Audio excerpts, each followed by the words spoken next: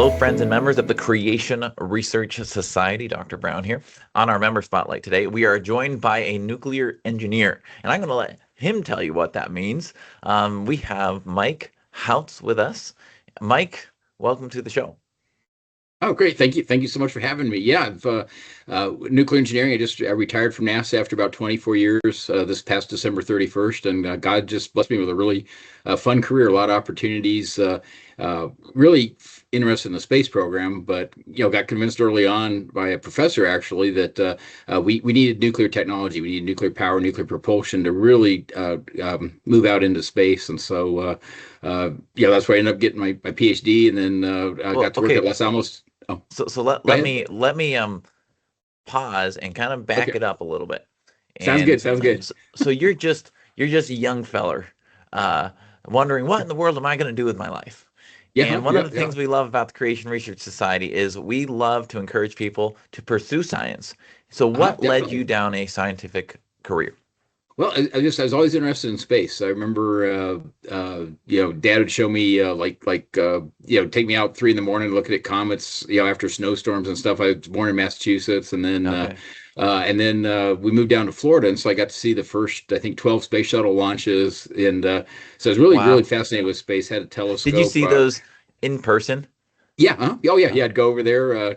Had to, well, miss a little school. I'll just put it that way to, to see a lot of them, but that was fine. And That's then, on my bucket list still, is yeah, to yeah, see one of yeah. No, those. they were fantastic if you get a chance. And then, I had a telescope. Got to see Halley's Comet. I think it was November of '85. And if you Okay. remember back, well, you're probably way too young, but it was hard to see that because you had to. It was before the maiden apparition, so I went out really dark skies. And so anyway, always fascinated in space. And then, started to go into engineering, trying to decide between aero, astro, and nuclear engineering. And that's when again got convinced that hey, if you really wanted to have fun things in space, you have to have nuclear engineering. Now, I was, outside the church at that time, but I still loved science fiction movies. I remember watching 2001: A Space Odyssey, thinking just how pessimistic it was to think we were only going to be going to Jupiter by the year 2001. I mean, we were going to be so far beyond that. So anyway, but yeah, That so is it's fascinating. So you were God's really just blessed me with a truly, great career. yes. Yeah.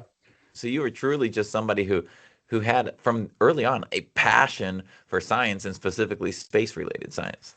Yeah. Huh? Yeah. Yeah. Exactly. Yep. Yeah. And that led you into eventually a PhD in nuclear engineering at MIT. So Right. what kind of why a PhD? Why did you pursue that? Well, really like the research, being able to get into the details. A lot of it was, it was just the, what kind of reactors could we build? What could we do with those reactors? I was looking at, reactors of interest to certain, certain agencies or for certain Yep. applications. And but you really, what's great about a PhD is it was actually a really fun time because you could really get into really get into the details. Really, really, have time to understand what was going on, and obviously really folks, I know you got a lot of PhDs, but Well, it is, my background is in genetics. I have a yeah, PhD yeah, in yeah. genetics. So, I really like so what you know what I mean, though. It's just fun to be able to really just dive in and really get into the details. Yeah, yeah. and I like how you put that. A PhD is getting into the details in a way that you just never will in a classroom. Right, exactly. Yeah, yeah. Yeah. So it was Okay. So let me kind of take a different turn now. So okay. that's your science background, and the Creation Research Society is made up of people who love science, pursue science, are professionals in science, and love and pursue God and God's word. Uh-huh. So at what point did these two paths meet for you? So it was, I'd grown up outside the church, but I never hated Christians. And so Sure. that's one thing I want to point out. It's so important that we, speak the truth in love, do exactly what God tells us to do in his word. But yeah, it was literally just a lot of people that God was putting in my life, and they were pointing things out. And I just remember always thinking, well, that's a good point.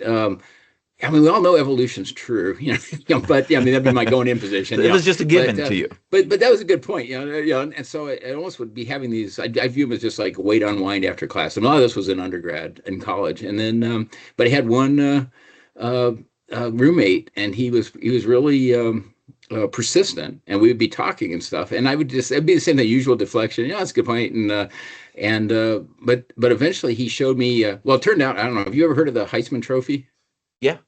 Okay, yeah. So Heisman Trophy. Okay, well, mechanical And engineering. I was doing a mechanical engineering degree then, and he was too. And so this is much bigger than the Heisman Trophy. He was on the thermodynamics Wall of Fame. Okay, so I know a lot of oohs and ahs. never I can heard of hear him that right one. now. Yeah. So anyway, this guy's brilliant, right? And I had like a 4.0, and just and so, but he showed me this paragraph, and it had been written by a professor, as a philosophy professor at another university.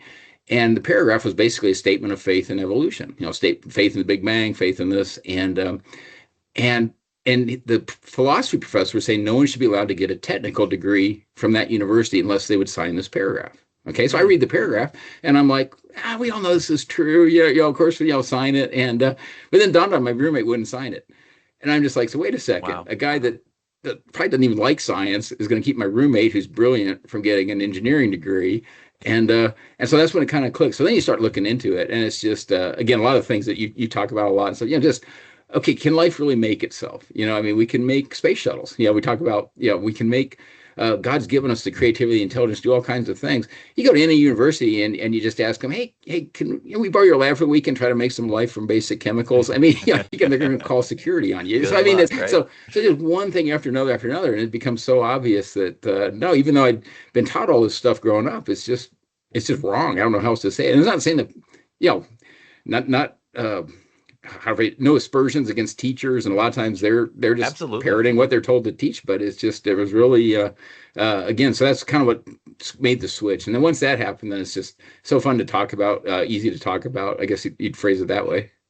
So when did you come to, I mean, would you say you came to a belief in design before you became a Christian or Yeah, vice versa? yeah, How did yeah, that work? definitely. Yeah, it's more Really? just a That's okay, evolution doesn't work, and then you just start, again, and just depending on who's in your life and who you're listening to, you can go all kinds of different directions with that. So, but finally, uh, obeyed the gospel. It wasn't actually till 1999, so I was real slow. So it was about 10 years from when I figured out, this evolution stuff doesn't work, until I really got enough into the Bible and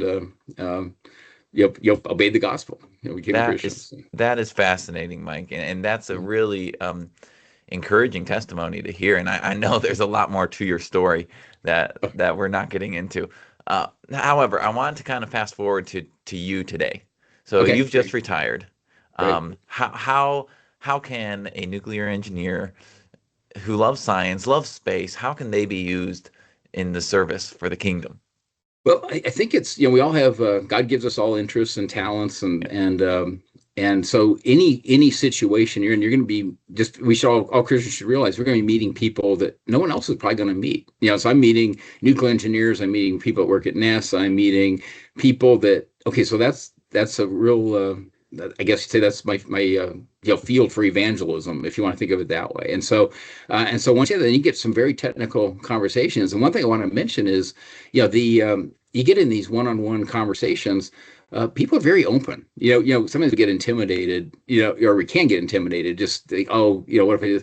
And so I've had email exchanges with NASA administrators before that were actually stayed cordial, but just pointing out, why I believe what I believe, and they didn't necessarily change their mind. They were just, Yeah, but cordial. It wasn't keep it professional, keep it friendly, and then the get a lot of opportunities to talk to university students, and especially overseas. You can address engineering departments. Had a great experience down in Peru once, where literally there was 400 engineering students, and we basically got to walk through just all the scientific evidence. There's a discussion on, a lot of times you go with like science, engineering, in the Bible or something, and the university really open to it. And again, you just go in there. So that was so they I literally almost think every one of them was they had 150 of them showed up for a Bible study the next day. So wow. it was just fun, and Well, Philippines is fantastic. Got to speak. They gave us 8 hours at three different universities. It's like they finished their finals on Monday and they graduation until Friday. So they all hang out at the university. So we had Tuesday, Wednesday, Thursday, three different universities talking to engineering students that just gotten their bachelor's in engineering. Again, just fantastic discussion. So that's kind of an opportunity God's really blessed me with to be able to do things like that. But we all have those kinds of opportunities, just different specifics. that is that's really encouraging to hear. Number one, that here you are using your God-given background in science for His glory, And that is really the purpose of the Creation Research Society. Yep. So I Yep. encourage people, if you want to get to know Mike better, reach out to us. We can connect you with him. Uh, Mike, you've been to the CRS conference before, so people could run into you there potentially. Yep. But we got to land this plane. You get the last word. Give us one of Okay. your favorite Bible verses. Okay, so I was thinking Romans 1:20 would be real apropos for the interview here, and I'll go ahead and read it to you. For since the creation of the world, his invisible attributes are clearly seen, being understood by the things that are made, even his eternal power and Godhead, so that they are without excuse. And I think, again, eternal power and Godhead clearly seen, but just because someone doesn't clearly see it right away, please be patient. And I'll just say that, for this is my personal experience. I mean, Mm, I was I had to be such a pain. I mean, I mean, it's just, be patient with people, keep working with them, and boy, when it clicks, it'll click. But it can take a long time for it to click. So I'll just leave it at that. But yeah, Romans 1:20. That's a good one to land the plane on, like you said. fantastic. And there's a lot that we can learn from your personal testimony. Thank you for taking some time to share it with us today. All right, I really appreciate it. Thanks for having me on. To everybody else out there, if you are an individual that God has given you a desire to pursue science and a desire to pursue God and God's Word, the Creation Research Society is for you. Check us out.